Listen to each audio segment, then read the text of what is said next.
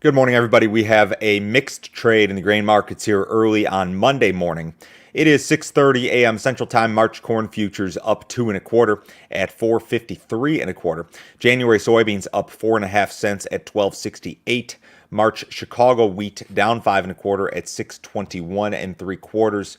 We have the March Kansas City wheat down 6 at 5.83. March spring wheat is down 2.5 at 5.80 1/4.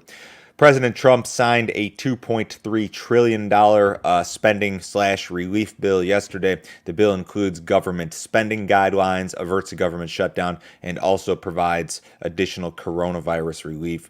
The House and Democrats in the House specifically will now seek to up that direct stimulus payment to Americans from $600 to $2,000. I think there's going to be a vote on that today. There's been some opposition to that from some of the Republicans, I think. But in any case, the spending bill at least is done. I guess that the stock market likes it.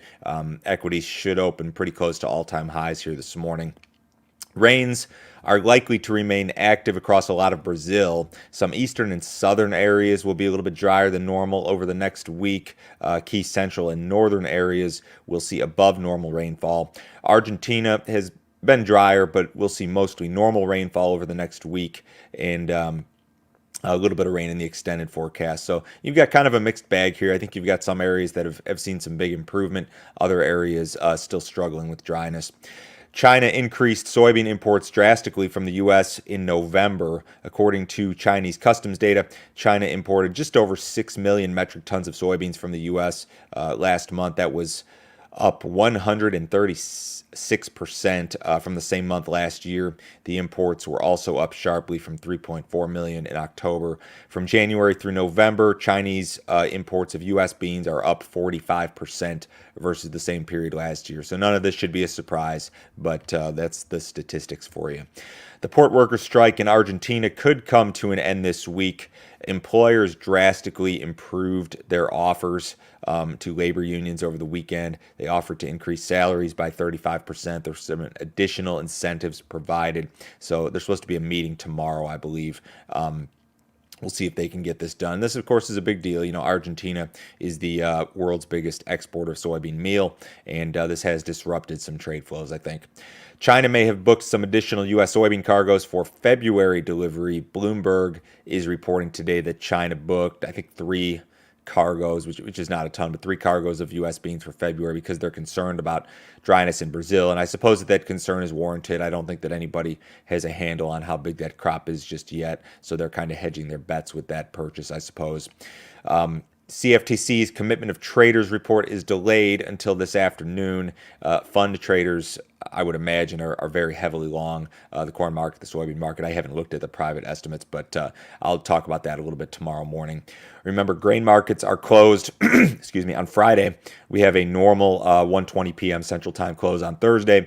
We're closed Friday for New Year's Day, and then we'll be back at it Sunday night. Reports this week, we've got export inspections this morning at 10, ethanol 9:30 Wednesday, and then export sales Thursday. I was looking at the drought monitor that was out last week, and this drought continues to linger or build in the western portion of the U.S., and it continues to push its way east.